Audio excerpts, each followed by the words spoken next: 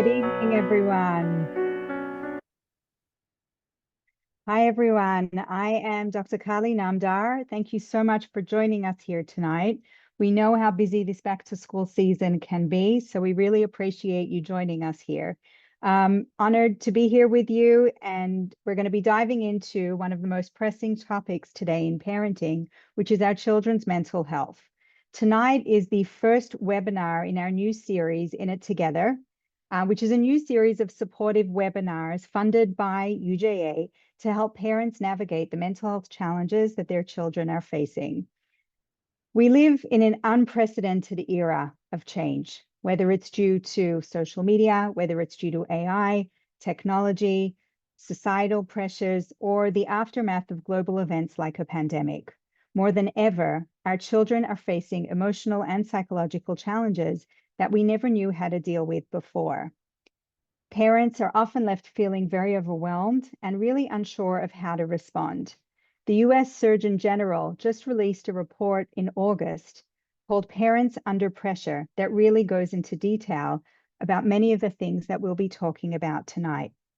Mental health is really not just an issue for adults. It's something that touches our children, our teens, our students in profound ways. And the data speaks for itself.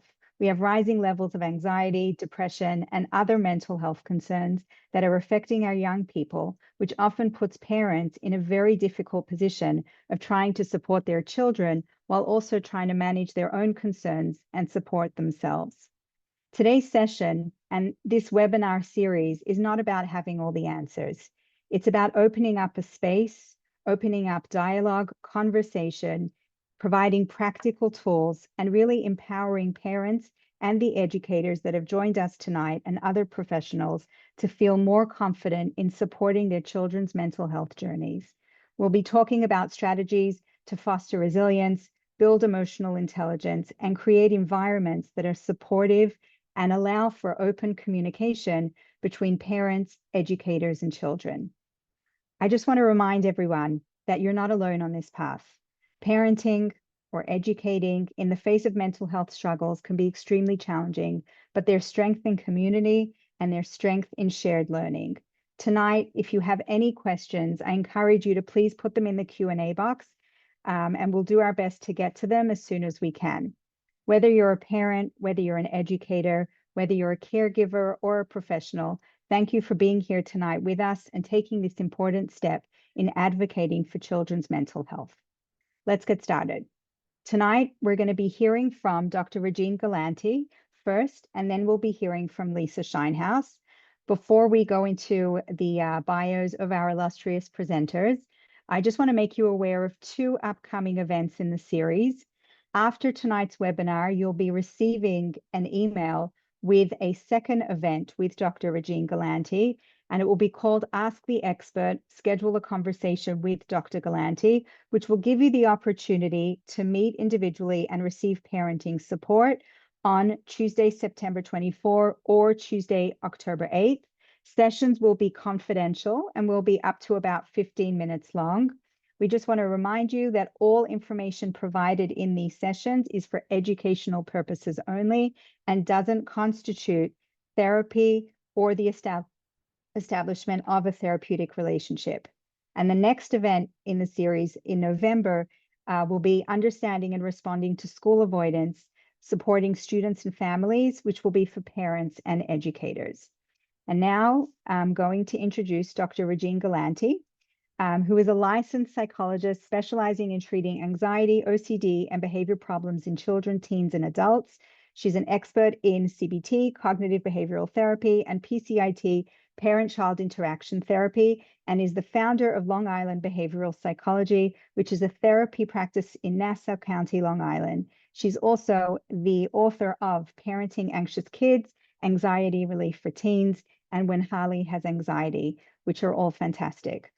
Dr. Galanti works together with parents, schools, and teachers to optimize treatment for children. She provides concrete, research-proven strategies to help individuals with generalized anxiety, panic disorder, OCD, social anxiety, school refusal, selective mutism, disruptive behaviors, and ADHD. She's a very sought-after speaker.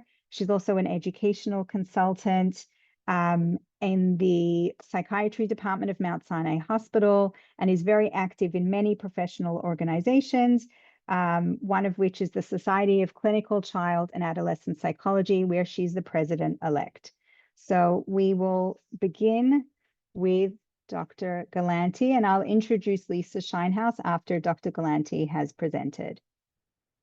Thank you so much for having me and for that introduction. And I'm just going to get my slides up, and I'm really honored to be here and to partner with OHEL to be able to do this. I always say that, like, I love being able to talk to parents because they are the first line in my profession in mental health.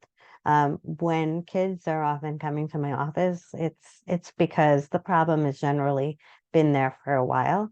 But parents are parenting on the front lines all the time. So I love to be able to do talks like this. This talk is a little bit of a big one, right? The title is Back to School Boost, Navigating Anxiety, Depression, and ODD, ADHD with Kids of All Ages. And I was like, oh no, I only have 45 minutes. This was going to be a problem to distill everything that I've ever done ever in that time, but I will do the best I can. So let's get into it because obviously we don't have much time. So our goals for today, I should mention a lot of the themes that you're going to hear about come from my recent book, Parenting Anxious Kids. So if you're looking for a resource, that's a resource. So, but my goals for today are to give you a framework for understanding child mental health, specifically talk about how to recognize red flags, and give you practical tips for navigating the back to school season successfully and your parenting ideally successfully. I hope that that's not too big of a goal. So let's get into it. So I wanted to start with talking about how psychologists understand child mental health, because from where I sit, and I'm a clinician, I have a therapy practice. I'm in the Five Towns, I'm in Brooklyn. And when parents walk into my office, they generally tell one of two stories. So it's either we saw signs of this behavior years ago, but we figured he would grow out of it. It's 5 years later, and we think we waited too long. Help us, please. Or I also get, my kid doesn't know how easy they have it. When I was her age, I had so much less and I was fine. Here she is struggling, probably because she hasn't had to learn how to deal with hard things and like I had, and if only, and kids just have to buck up and do better. So I often find that parents are either minimizing the issues and saying, hey, my kid should be able to cope with this, or just ignoring them for too long. And the thing that parents don't realize is that kids are in a constant state of change, right? Your 2-year-old is nothing like a 5-year-old who's nothing like a 10-year-old. And they're navigating school, relationships, learning how to read, all while their teeth are falling out. There's so much change going on with little kids or kids of all ages. And it's really hard to tell what's normal and what isn't. And layering onto that, we know that emotions in general are tricky, even for adults. There are so many times. I remember this moment in grad school where I was talking to a professor and he was like, I need a volunteer. And I was like, oh, sure, I'll volunteer. And he was like, what are you thinking right now? And I'm like, what do you mean? What am I thinking? I have no idea what I'm thinking. And that, I remember that moment as cluing me into like, I am a grown up. I am in graduate school for psychology and I have no idea what my thoughts are. So if I'm trying to be clued in and I can't do it, then how hard must it be for kids and other adults who aren't looking to go into this field? So, end of the day, we can't treat a problem we don't recognize, which means we need to be able to recognize this in order to fix it. So, what that means is both those kinds of parents that I described a couple minutes ago don't know enough about what mental health and mental wellness look like in children. And it's really not their fault. But if we want to solve a problem, we need to first identify it. So let's try to identify it. Basically, the way I see it is we have to talk more about when behaviors become concerning in children. And some examples of that would be, let's say, the difference between sadness, normal human emotion, everybody has it, and depression, which is a problematic sadness almost, or when anxiety becomes an anxiety disorder.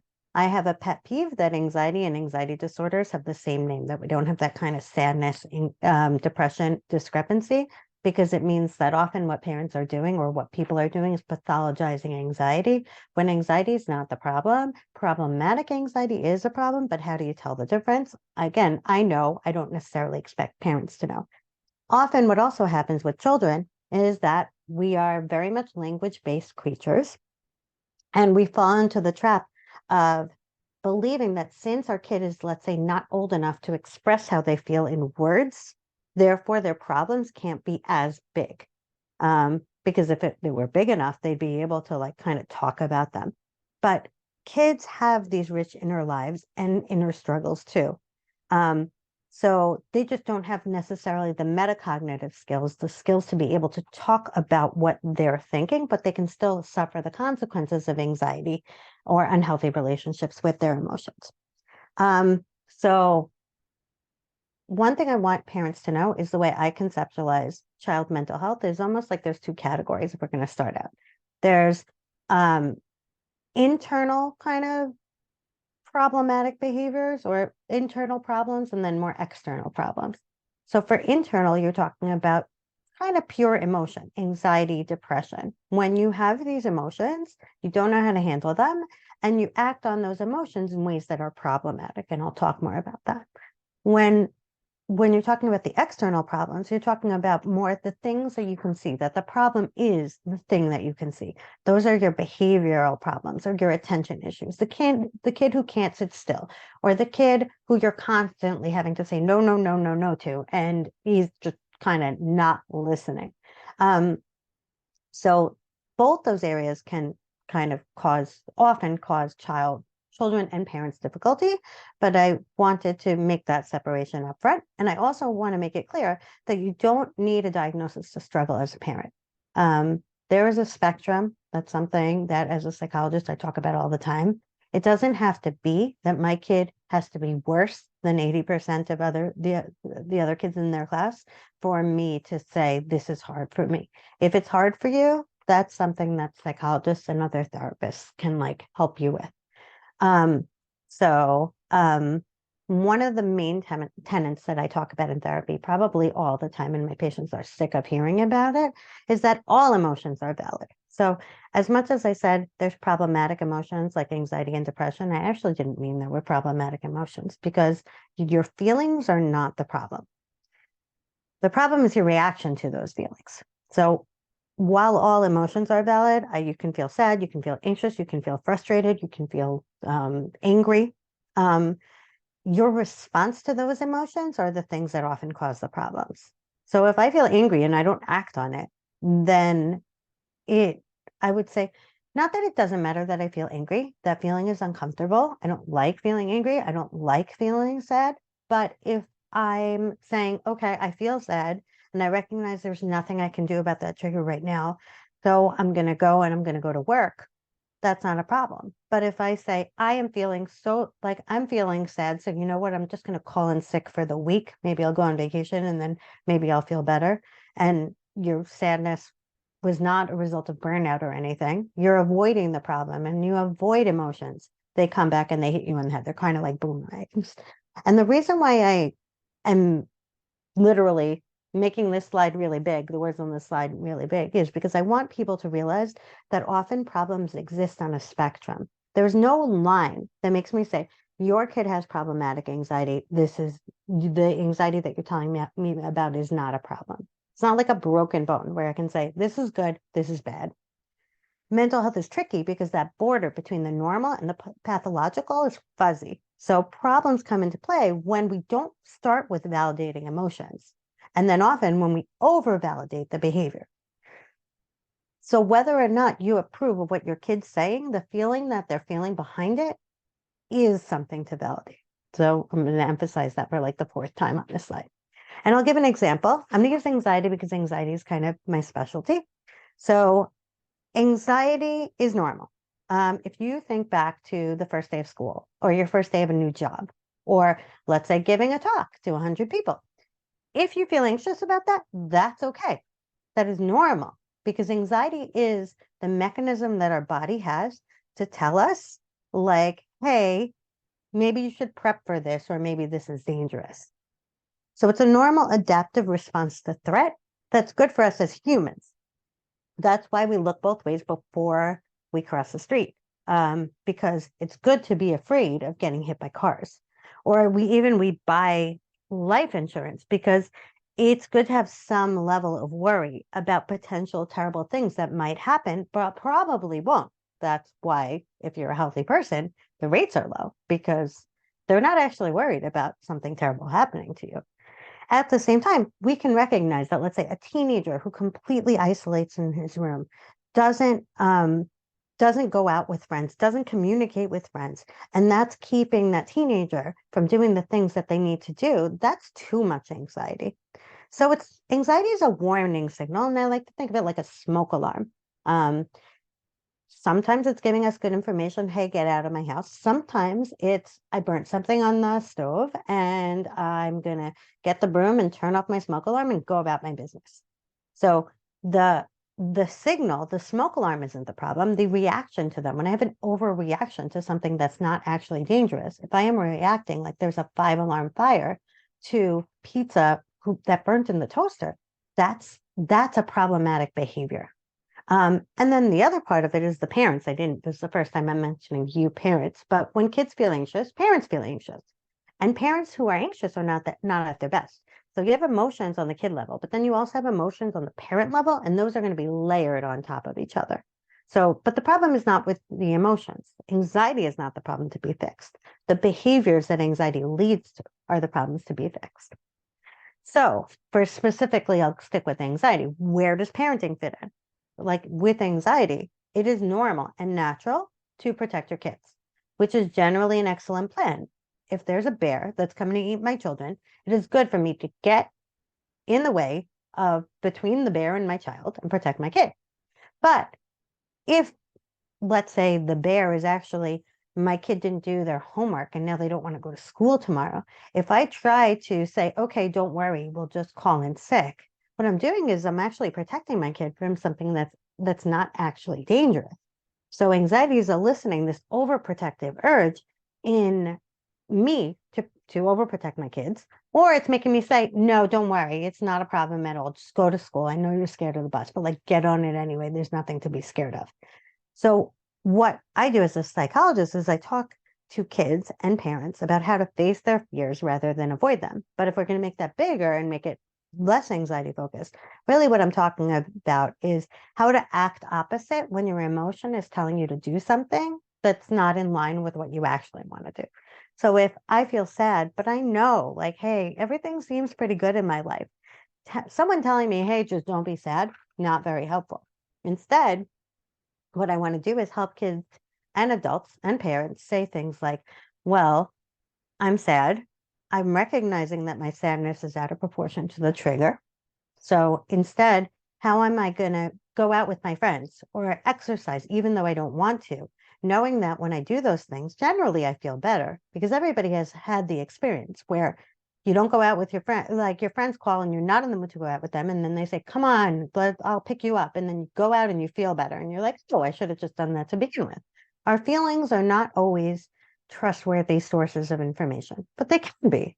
So you notice the feeling and then you don't necessarily have to act on it. That's kind of what we're going to do for the internalizing problems. We're going to get back to the externalized problems. But then the other problem, like I mentioned, is that problems are often not black and white.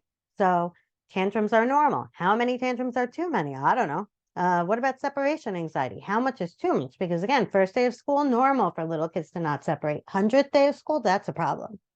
How distracted should my kid be in class? Some levels of distraction with a young kid, totally normal. But if your kid, and I'll preview what I'm going to say, if your kid cannot keep up with their peers in general, then that's a signal like, hey, hold on, maybe we have to do more. Or like, what's the difference between normal sadness and problematic sadness? That would be depression. So in order to answer that question, and I promise you, I'm going to get very practical in a minute, but give me a minute to be theoretical, and then we're all practical for the rest of the session, is I like to explain as a cognitive behavioral therapist, I like to explain emotions like this. Adults tend to think that emotions are all about your thoughts. If I say, hey, what's making you nervous? You're like, well, I have a big presentation for work and like people can judge me, something. They'll give me the thought. Here, this anxiety, this is grabbed from my book, so it's an anxiety example, but any emotion has this triangle. So we have this thought, let's say, right? Like I am feeling anxious because I have a presentation to give. Maybe my thought is I'm going to say something embarrassing. My screen's going to stop working. Who knows? My anxiety doesn't stop there. There's also a physical cue. Could be fast breathing, muscle tension. Maybe I notice that when I speak, I tend to speak more quickly at the beginning of a lecture. And as I calm down, I kind of slow down and I get my bearings. I've had to accept it. It's normal. Maybe I should work on it more. But until then, like that's my body saying, hey, prep for the lecture. That's okay. Then there's also the behavior. The behavior is what I want to do. So let's say I am nervous about public speaking. Maybe what I want to do is like hang up, but that won't be productive in a setting like this. So I have to stay on and face it instead. So that's that act opposite. And these thoughts, physical feelings, and behaviors are all connected. So I can't say, oh, well, my thoughts are rational. Let me turn it off. If you know anyone who's afraid of flying, they know planes are not falling out of the sky, but they're still anxious about flying.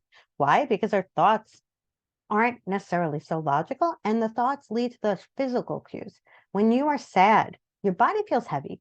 There's a physical cue, and changing your thought doesn't change the physical cue automatically. Or if I'm sad, I don't want to go out. And it takes a while after you go out to kind of undo the sadness. So it's not a one-to-one. And these three things all connect to create the emotional experience. Like if I'm bored, I'm going to feel maybe like fidgety in my muscles, and then it'll be harder to sit. And then maybe my behavior is jumping out in class, even though I know it's the wrong thing to do.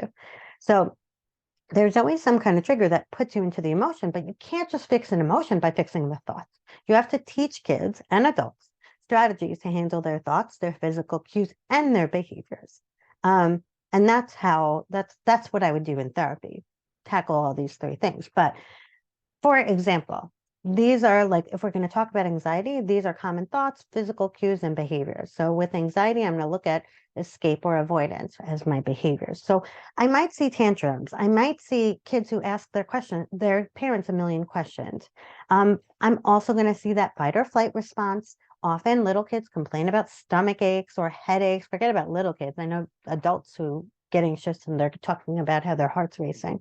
And the thoughts, the one I spend the least time on, is the one that like adults tend to recognize the most. Like, what are you scared of? We want the thought. But for some reason, we never ask about the physical cue or the behavior. And that trips us up. So kind of takeaway too was that emotions are more than just your thoughts. So if you're feeling a feeling, you can't expect that if you give your kids logic, they will automatically change the thought. It's not going to happen. So given that framework, here are some red flags that I look for, that if I see them, it means that you should be doing something. I'm looking for sadness that's lasting more than 2 weeks. In the absence of a trigger, if someone passes away suddenly and it's a little bit longer, I'm okay. But like sadness out of nowhere lasting more than 2 weeks is a problem. Change in social interest. So someone who goes from hanging out with their friends 3 times a week and being in contact with their friends, and all of a sudden increased isolation, not talking to their friends anymore, that's a concern. Anytime a kid talks about actively hurting themselves, that's a red flag. That's not something to take sitting down. Even if you think, well, my kid would never do anything, it's still a red flag that they need more help. So any talk of death or suicide is also a red flag. You also don't have to be afraid to ask your kid. If you are worried that they are thinking about hurting themselves, we know from the research that the best way to find out is to ask, to say, do you have any thoughts of hurting yourself? Because it's not going to increase depressive thoughts and thoughts of suicide. We know that from the research. I'm also looking for harmful, out of control behavior. So a kid who's, I don't know, breaking things, throwing things in a way that breaks things.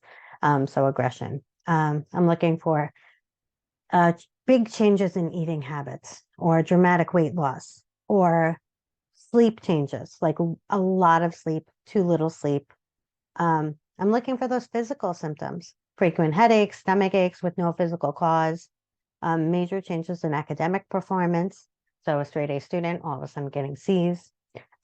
Any school avoidance concerns me. I've had patients that show up and say, my kid has not been to school for 4 months. And I'm like, oh my gosh, why didn't you call me 3 months and 1 week and 3 weeks ago? Because we know from the research that like every day that a kid avoids school, increases chances of anxiety, depression, learning loss, and changes in concentration and attention level. So you see any of these, what should you do? So I took the line from the subway. If you see something, say something. So be transparent about it. This is another practical tip that I talk about with my parents in my practice all the time, that we need to be honest with kids about what we see in them. And often kids are waiting for this, even if they're young. You don't have to speak above their level, but saying, hey, you said you want to hurt yourself. I am worried about you. So I am going to call your pediatrician. I am going to call this person. You lay out the steps, you make it transparent, and you don't have to dwell on it. You don't have to explain yourself over and over and over. You just have to do something. So talk to someone. Often pediatricians, great first line resources, and they can direct you to a mental health provider. Mental health providers are excellent resources. I know that often mental health care is not as accessible as we want it to be. Many providers don't take insurance. And that's often a challenge, especially if you've never made these phone calls and you don't know how the system goes. There are resources, though. Relief Resources is a great, excellent resource for referrals. And OHEL, I know, has a ton of therapy resources, but Dr. Namdar could probably speak to more to that than I can. But we need to take steps to keep our kids safe. So do something.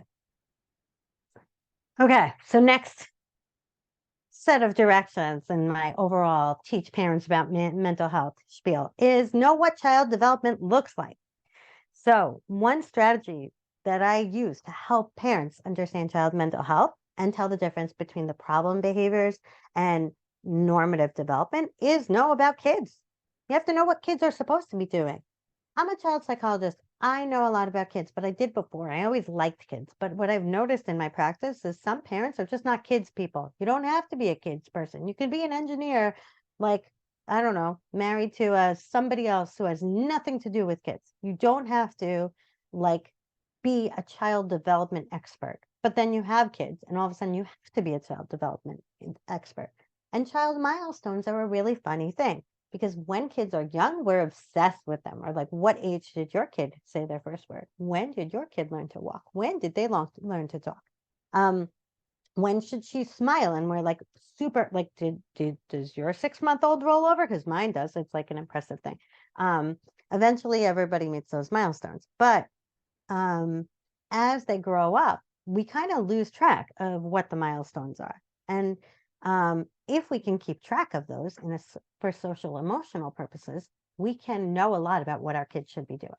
So again, I'm going back to anxiety, but I'm going to go to other examples soon, I promise. If a parent knows what's expected of the average kid, they'll know what to look for. Sorry, I just noted the toddlers that's supposed to say loud noises. We can expect anxiety in toddlers in the form of loud noises. Preschoolers are afraid of imaginary stuff. Elementary kids, school kids, their fears get more realistic. They're afraid of storms, physical injury, robbers is a big one. And then they get older and they're afraid of social fears. My friends are going to reject me. I'm not going to make any friends. Oh my gosh, should I go to camp? And then as they get even older, it's about achieving independence.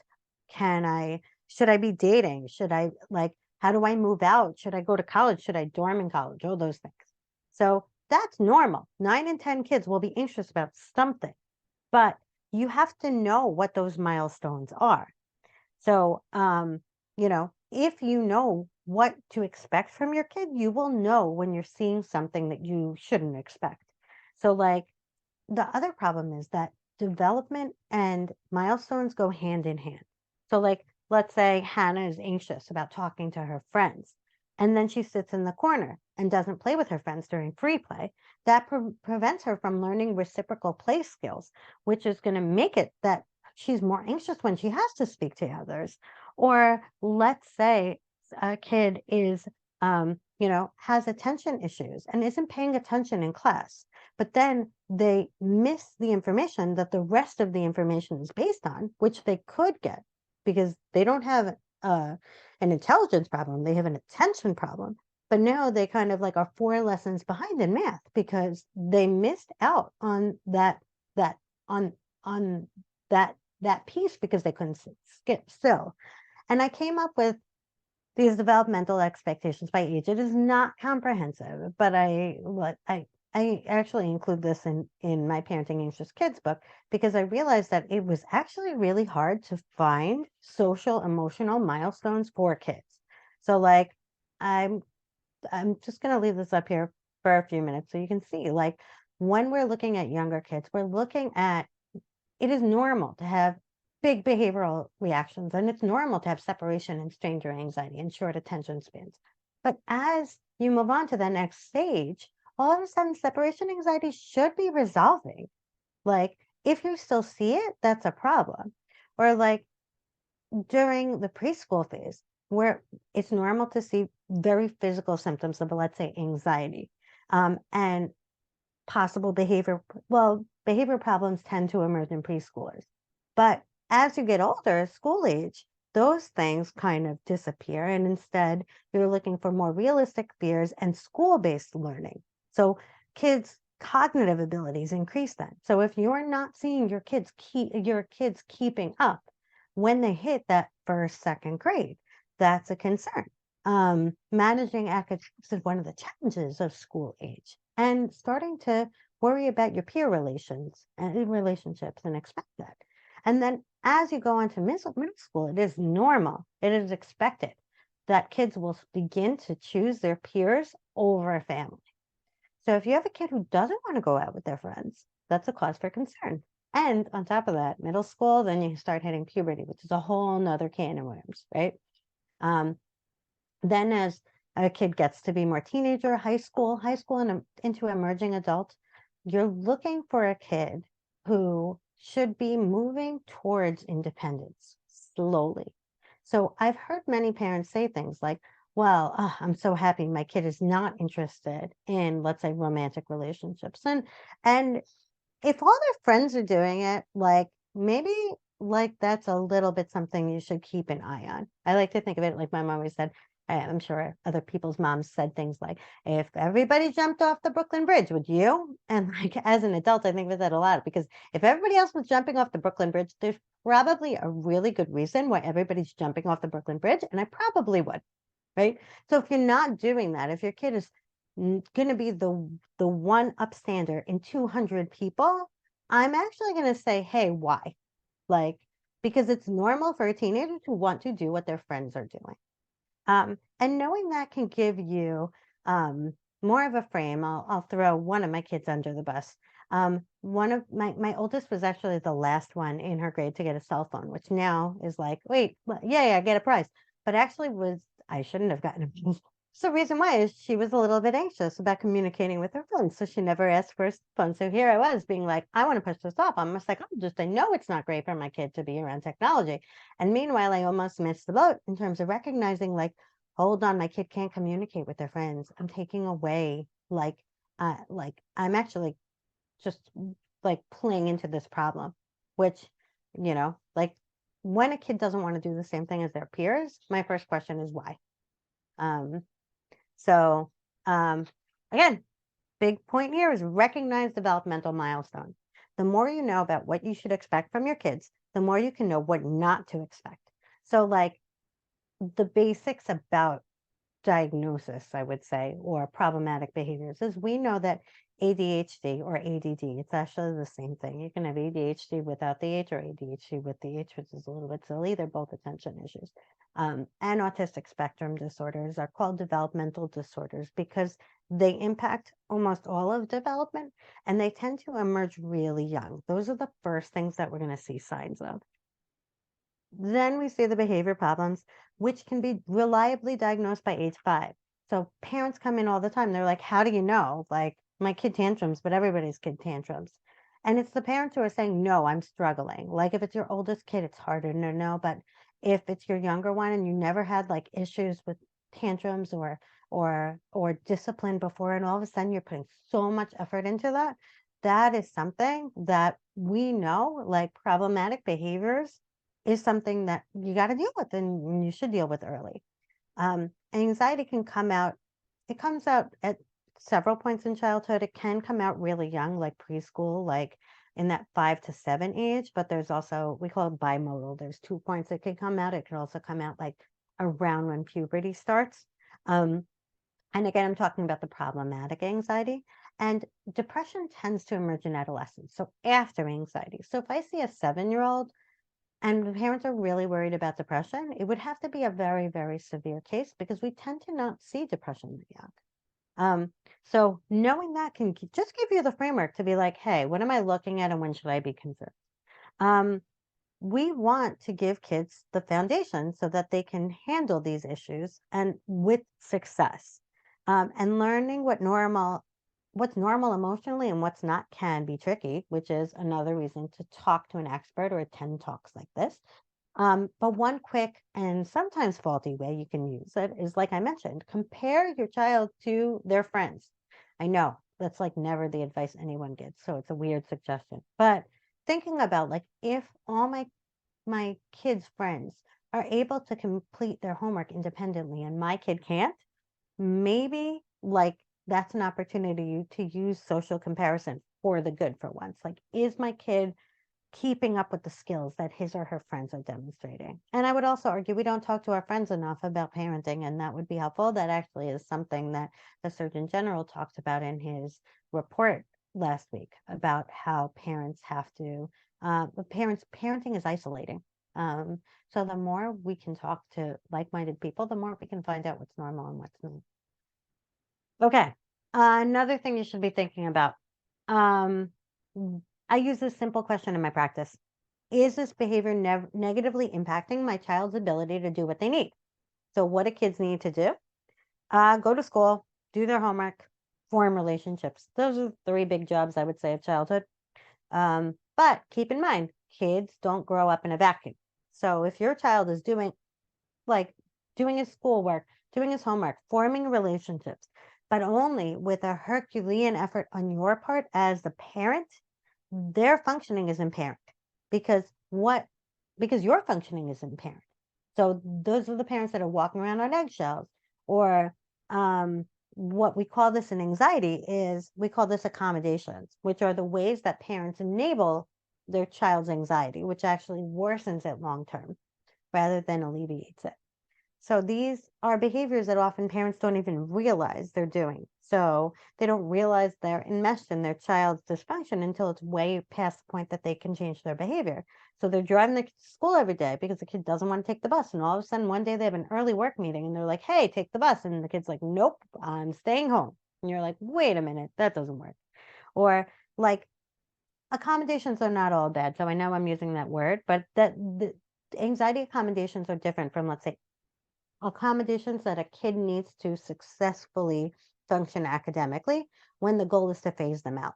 So, like, let's say kids with ADHD don't work on the same executive functioning level as their peers. So, helping them stay organized is part of helping them succeed in school. You don't have to drop them and be like, hey, succeed in that case.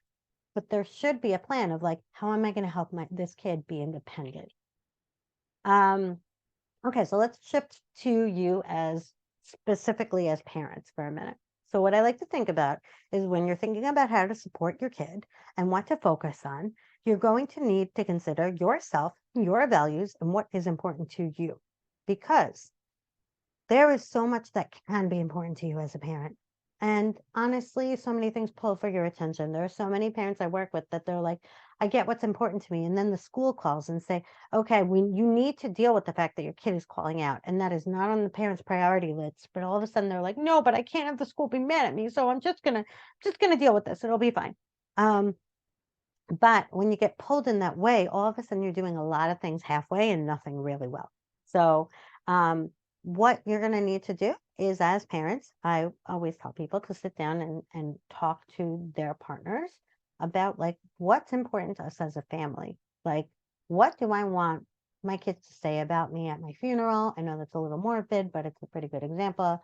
Or like, what's meaningful to me? And that can give you a way to help you prioritize, because chances are, if you ask parents what they want to prioritize in their parenting, it's not like disciplining my kid because he went to bed, he didn't go to bed on time. Or it's also not like, hey, take a do a 3 hour bedtime routine. Um, so you know, so start with what's important to you and focus on those things. And we focus on one small thing at a time.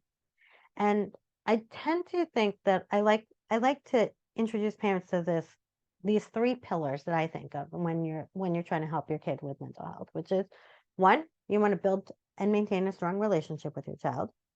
2, you want to help your child by not be complicit by not being complicit with their uncomfortable emotions. So what that means is, if your child's anxiety or your child's sadness says, let me close everything off and I'm not going to do it. I'm not going to I'm going to drop out of sports because I'm not sure I'm going to do very well. Not engaging with that. And then I'm also going to teach parents to actively build their child's independence and set limits, because the limit setting is often an important part of parenting that I think that gets overshadowed these days. So how are you going to do that? I'm going to run through some skills. I think, do I have, how many more minutes do I have?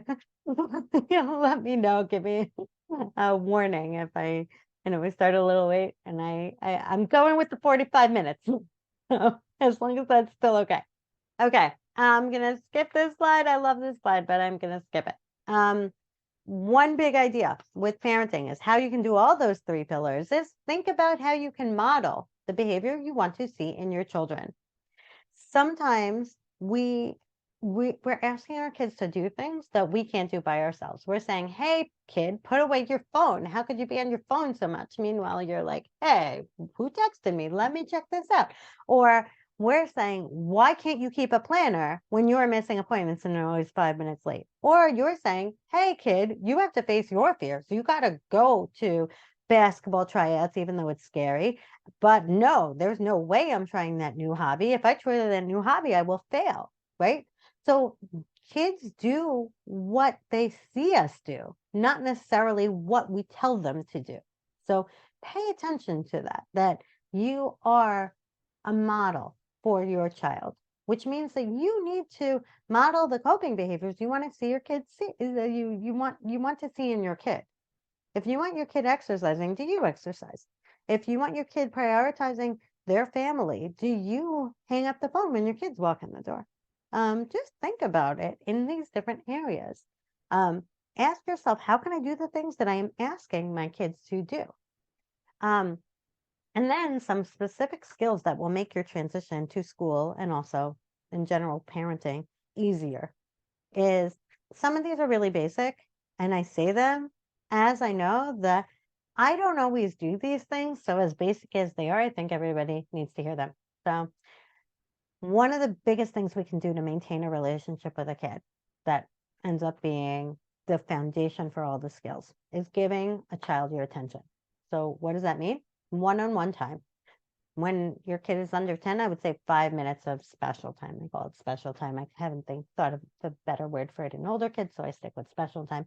But how can I give my kid my undivided attention and follow their lead and play something? Not extra activities. Not, oh, I took my kid for ice cream last Tuesday. Every day, can I play with my kid for 5 minutes? Because building a strong foundation lets you spend that parenting capital and bank it on the areas you need it, whether it be managing behavior problems or pushing for homework or pushing through anxiety stuff. I need a strong foundation. So do that. Especially if your kid is struggling, you're like, well, I spend so much time with them with their homework. Like, no, that is not special time. Nobody wants to do the homework. The kid doesn't want to do the homework. You don't want to do the homework. I don't want to do geometry at all, right? So it doesn't count. During that time, what you want to do is you want to use relationship strengthening skills. So I'm going to say that this is like really for under 10, but the spirit of this could be for all age kids. And the idea is during this 5 minutes of special time, I'm going to try to be specific in praising my kid. I'm going to say things like, I love the colors you chose. I'm going to reflect their speech, which means repeating or paraphrasing what they say really helps the kid feel like warm and loved. And I'm going to describe what they're doing. Oh, you stack 2 blocks on top of each other. I love the tower you're making. And during that time, I'm going to avoid, parents hate the avoids, but questions, because questions take the lead away from a kid. When I walk in late at night and my husband's like, how was your day? What did you do? Did you, did you do these 2 errands on the way home? I'm like, oh, wait, okay, I need a few minutes. Kids feel the same way than when they walk in. So giving them space to be themselves is really helpful. So learning these play therapist skills helps you make your relationship as strong as possible, which helps build a kid's sustained attention and also helps you leverage your relationship when you need it. The other thing you're going to do, like I said, all emotions are valid. So you're going to help your kid identify their emotions.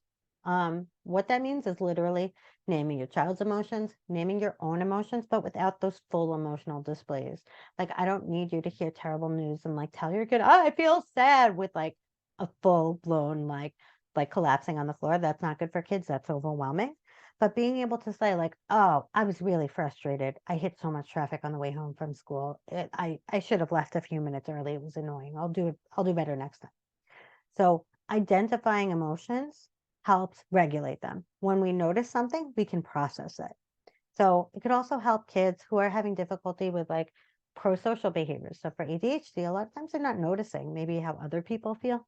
Or so being able to say like, oh, when somebody, takes my pen, I get annoyed without labeling like, hey, you took my pen. That was annoying. And with younger kids, I'll do this way more explicitly. What's the character in the book feeling? What do you think? What do you think that person like that I see in the park is feeling? If you have a very loud kid, don't do this in the park. Right. So another way with older kids, the version of the study with older kids is validate their perspective, which basically means really listen to them. No ifs, ands, or buts. So your kid's saying, I had a frustrating day in school because I didn't do my homework and I didn't go to sleep on time and then I was so tired. Your answer is not to say, yeah, you really went to sleep too late. You really shouldn't do that. That was a mistake. You should learn better. It's hearing them, which means not problem solving. And it means saying things like, oh, you're really tired. That's hard. Um, you know, which is a hard one. It's like a hard thing to do. Parents, I know I want to jump to problem solving. And even if my kid says something ridiculous, like, like, I really want to join the circus, you all hate me. Like, not jumping into all the reasons why it's a bad idea to join the circus. Instead saying, you really feel misunderstood right now. So that strengthens the relationship too, and gives you a jumping off point for when you need to set the limit. Then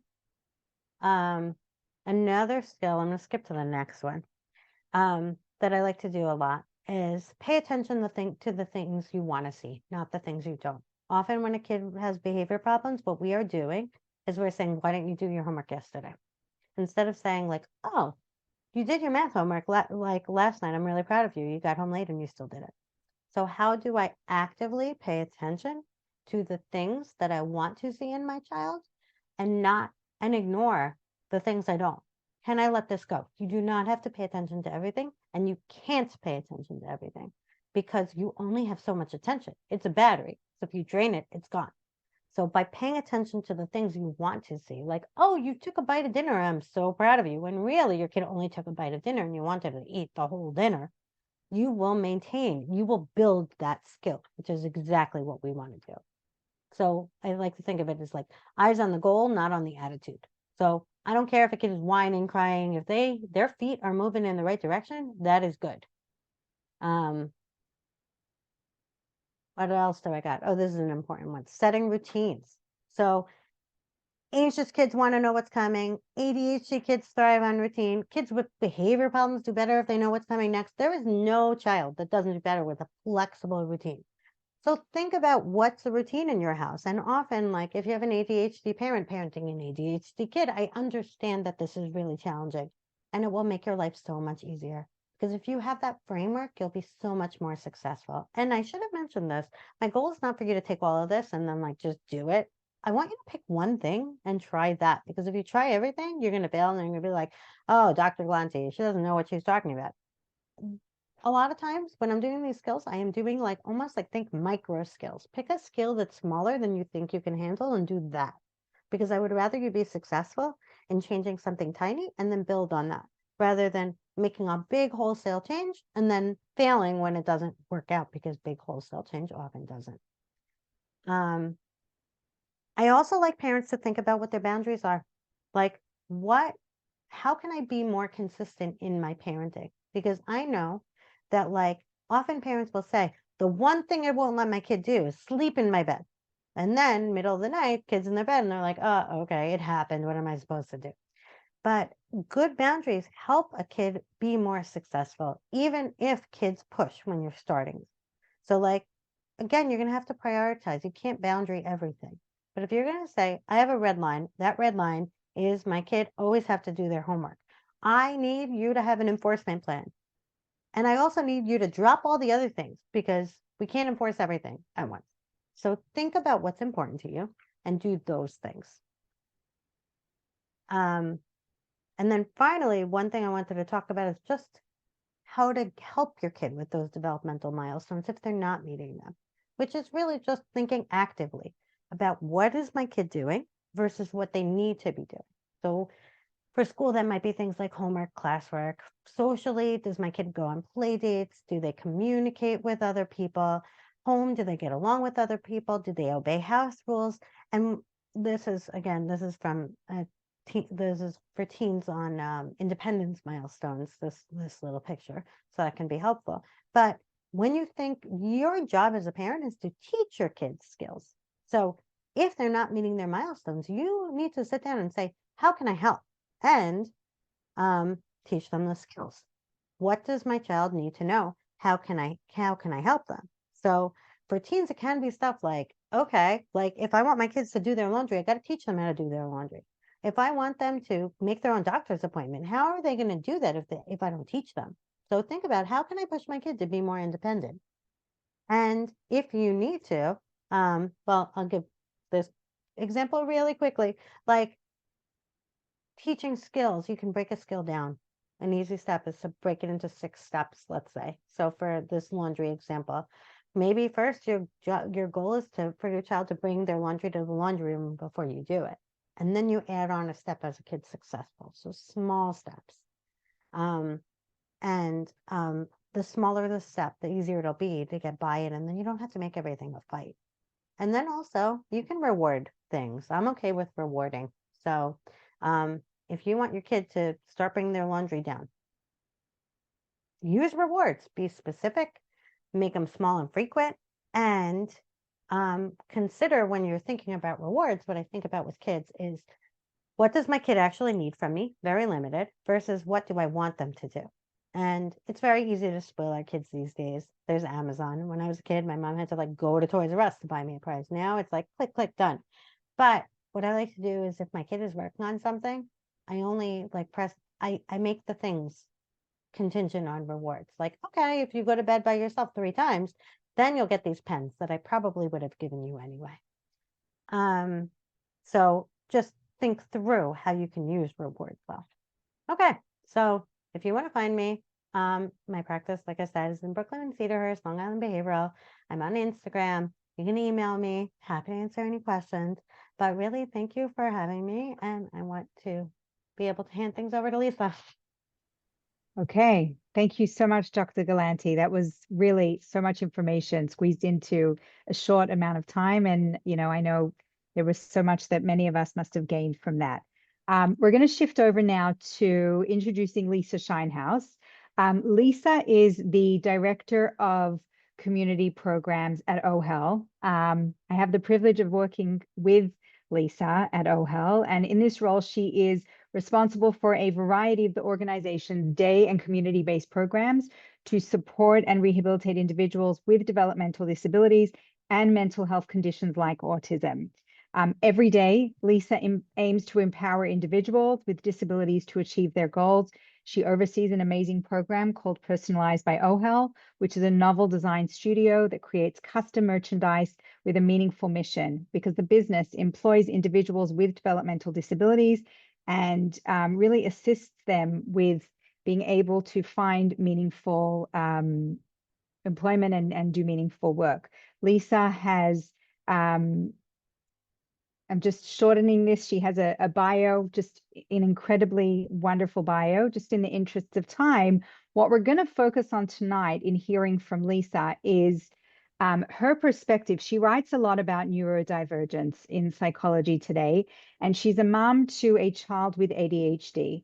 And she often provides her perspective and best practices to media publications like the Jewish Press. And she's also a professor in the school psychology program and the psychology department at Touro. So what we're going to do now is, Lisa, I'm going to ask you now to please put on your parenting hat and think a little bit more about, maybe some of the ideas that we've presented so far, but in a practical manner. How do you create a functional morning routine for your child if you have a child with ADHD or a challenge or whatever it might be, and keeping in mind all the other kids that you have in your home?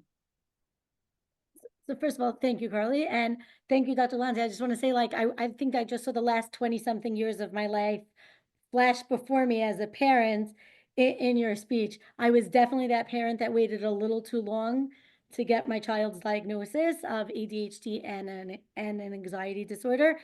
And the doctor even looked at me and said, "Come on, you knew better."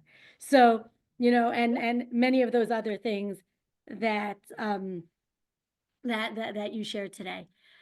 So for me, to create a functional routine really has a lot of the things that Dr. Galanti talked about. What are your hard lines? What are the most important things that you need to do in that day? Is it more important that your child is wearing the uniform, or is it more important that your child gets out the front door? Is the school going to say, okay, she's wearing a red sweatshirt today, so who cares? So you need to pick what is important to you. And remember that for me, I had 2 other children at home who were definitely impacted by whatever was going on with the craziness in the morning to get my child out the door. And so little easy things like pulling out the clothing the night before, I always made sure to do that. Packing lunch, packing snack, making sure our knapsacks were exactly where we knew we were going to find them. But then for me, one of my kids, she started medications, ADHD meds, when she was in 9th grade. Horrible year in general in life, right? First year of 9th grade of high school. And we couldn't get out the door in the morning. She needed her meds to kick in a half hour before she would even get out of bed. And my 17-year-old at the time said to me, "Mommy, every morning we are fighting with her. What is the point? You're yelling, she's, it was a disaster." And every day I would say, "This is ridiculous. What am I doing?" And she said, "Mom, could we just give her breakfast in bed, give her her medicine, and then let her sleep for another half hour, and then get her ready?" And it was my daughter who, that light bulb came up in my head. And I said, "You're right. What am I fighting for 45 minutes? We literally would go in the room, give her 2 cookies, give her medicine, go back a half hour later. Okay, good morning, Mommy. I'm ready to get up and start my day." And my whole life changed for the mornings. So most people would say, "Why would you feed your kid breakfast in bed? That's insane." But it changed our whole life. So that's one of those examples of hard lines. It wasn't a hard line to me. I didn't care that she ate in bed. I got her out the door to school. She didn't miss the bus anymore. That to me was something that made it functional. So find the thing that works for you. Those little tidbits of, packing your bags, all those things, you could find those online. Those are easy. But make sure you're comfortable and you've accepted who your kid is and who you are and what's important to you, and stay calm. Right. Thank you so much for that, Lisa. Really, really wonderful. We have a question that's just come in on the chat. And one of our viewers is asking, we have a lot of educators on here tonight as well. How much information should you share with your child's teachers? How much information should you share with the school? For me, I really will speak for me, and I can speak as a professional as well in this. I think it's important to share the information. I think it's important that your child knows you're sharing the information. Even tonight, before I came on this webinar, when Carly asked me, she said, I went back to my daughter, she's 22 now, and I said, I'm going to discuss you. Are you okay with it? She laughed and she said, Trauma, I don't care. Like, it's fine. I am who I am, and she has amazing self-confidence in her diagnosis and who she is, which is wonderful. And part of the reason why I think she has that confidence is because we didn't hide things from her, which I always feel is a mistake as a parent. Do not hide your child's diagnosis. It doesn't have to be a label, but it has to be an understanding that she may think differently, to the siblings that that this kid is maybe a little bit different. To the school and to the teachers, I like to give information. There have definitely been times over the years where that information was used against her. And those weren't the great educators. And usually the principals backed me up and, guided her. But I didn't like to necessarily say, oh, she has an anxiety disorder. I like to describe the actual behaviors of what might come out. So if you're yelling at her, she's going to have a panic attack in class. She will fall to the floor and cry and maybe hide in the bathroom for an hour. And you're going to have a problem getting her out. So maybe let's use a nicer tone of voice when you're speaking to her. And I would try to give the teachers practical tips of things that work for me. So like Dr. Glan said, for my daughter, motivations and bribes really worked amazing. And there were some amazing teachers that did that for her while we were in school. There were some that said, too bad, she's just like everybody else. Those weren't always the best years of school. But I found there were most teachers were willing to hear me and what I thought was best for her. And in the times when she was seeing a therapist, they really did listen to the therapist. And I really did find the value in sharing that information with the school, because then they always felt like, oh, there's someone to turn to. There's someone that we can ask a question to. There's an expert out there who will know what to do with this kid. So they felt they had a partnership. And I felt that was important. Thank you. Thank you for sharing that. I remember back from my days of being a school psychologist in schools, I think one of the missing pieces, and I'm sure Dr. Galanti, you hear this a lot in your practice as well, is that children are often, once a child undergoes an evaluation, there's the feedback session that will often happen with the parents.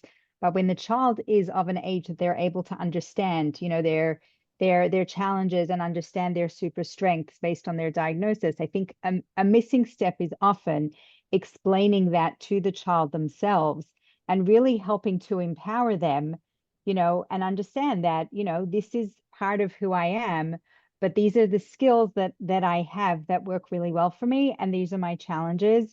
And, more and more, I would always advocate for, if you're going to have that evaluation, somebody needs to spend the time with the child to explain, why did we just do this evaluation? What did this evaluation uncover? And, not just give the recommendations to the school psychologist or to the parents, but actually spend time with the child, really explaining what's just gone on, what have we found, and how can you empower yourself? Right. And I'll just add that your kid knows. They know.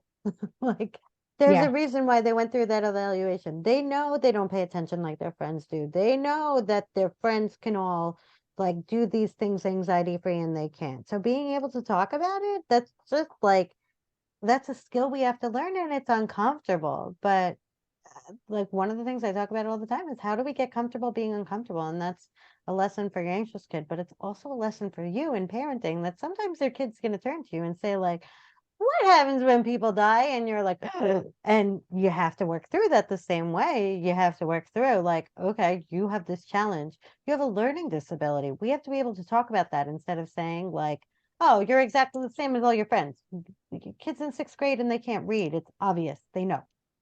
Right. I would add, they know the difference between them and their siblings as well. They know, like, they know. Right. And I think the first time I took my daughter for her first board of evaluation, I said to her, we are doing this because you are struggling.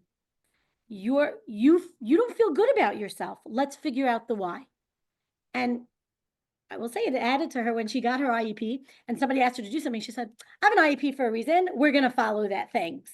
And I really taught her how to advocate for herself as well, because she knew she got extra time. She knew the teacher was supposed to read directions to her. And if a teacher didn't follow that, she asked for it and she knew to verbalize her needs because I worked very hard on that with her. Sometimes those needs, her sisters didn't appreciate it as much, but definitely in the school setting, she knew what she needed and how to ask for it. Yes, thank you. Thank you for that. I remember once working with a child and they actually wanted to facilitate a session with their teachers. So we worked together with me, asking the child questions, and she spoke to her teachers herself. She wanted to do it herself to explain what her challenges were and what she wanted her teachers to know and how she wanted her teachers to help her, which was really amazing to see. Actually, So Carly, if I may, I just want to add yes, that. You asked me how much I used to share with the teachers. As she got older, I really encouraged her to do it. wow. So when she was in high school, when she was in college for a short time, she was able to go over to those teachers and say, this is what I need, and this is what my challenges might be. And most teachers really did appreciate that it was coming from her. Yeah. Okay, so that brings us to our next question. And Lisa, Dr. Galanti, both of you feel free to chime in here. Um, those bumpy days in school, right? How do we go about preparing our kids for the ups and downs throughout the school day? Do we as parents just sit back and say, okay, let that day happen and my child will figure out things on their own? Is it our role to prepare them for, the day where they'll have those ups and downs? What's the balance between being that, preemptive helicopter parent and mapping everything out for your child if they encounter a challenge along the way during their day versus letting a child navigate what a challenge in school might look like in order to really promote their resilience. You can go first. I would say you want a preview, but not a helicopter. Like you want to be able to say, like, yeah, there are times in my day, oh my gosh, 3 o'clock hits and my attention goes whoop. And it's really hard to sit in school all day, and that's normal, right? But you don't want to be like, oh my God, are you gonna crash at 3? Like if you crash at 3, what are you gonna do? Because then your kid kind of expects it. But I think it gets back to all emotions being okay. Like setting your kid up for it. If you think you're gonna be happy all day, that's just delusional. We are not, I am not happy all day. If you ask me most of my day, how are you feeling right now? The answer is not gonna be happy. So that's okay. Whatever it is going to be. But if there are specific challenges, it is okay to like to talk about them from the night before. Like, oh, like one thing to talk about with ADHD kids all the time is like, okay, what's coming up this week? You're gonna have a really stressful night on Monday night. I see it. Look, you have after school programming and you have this test on Tuesday. So how are we gonna figure this out? And like kind of waiting for them instead of, so you need to start on Thursday. What are you doing all weekend? How are you going to handle this? Like, let them start the conversation where they want. But it's helpful, especially if your kid is neurodivergent, to preview it, to say, these are the things that I see that might be challenging in your week. Right. I used to do that all those things all the time. Even now, she's 22 years old, and we make a dentist appointment, and I still have to. I'm like the dentist reminding her that the dentist is reminding me. I One of the things we do. There was a time my daughter was having severe panic attacks almost daily in school, and they were definitely exacerbated by some environmental things in the classroom setting. So we would spend some time of what coping skills can you use if that happens. And it's not call mommy, call daddy, call grandpa, call mima. It was what coping skills can you do on your own in school? How long should you be out of the classroom to calm yourself down? What are you using as a timer since you can't have your phone with you? Like those are the tools I would try to give her so that she wasn't making the school even angrier and was able to pull herself back together without me getting a phone call of come get her now. Right. I hear. Thank you. Thank you so much for that. I just want to say a huge thank you, everyone, for joining us here tonight. We've really had so many people that have joined us on this webinar, and so many people that have, inquired about when the next webinar in the series will come. In a moment, we're going to have a slide pop up with a QR code that you can scan, that will lead you to a survey to take.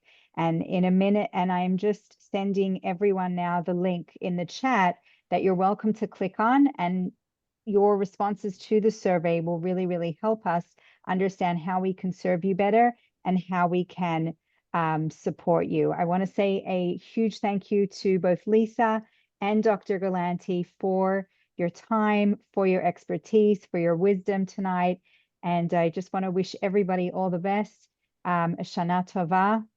And just hoping that we'll see peace in Israel and the return of all the hostages immediately. Thank you, everybody. Thank you.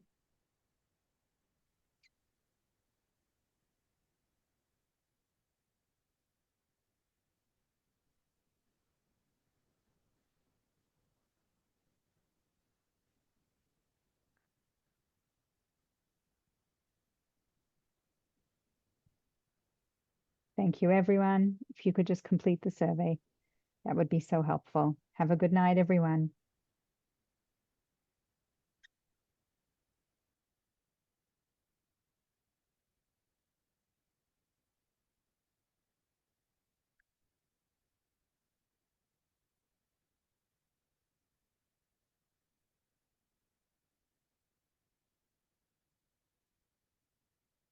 Thank you, everyone.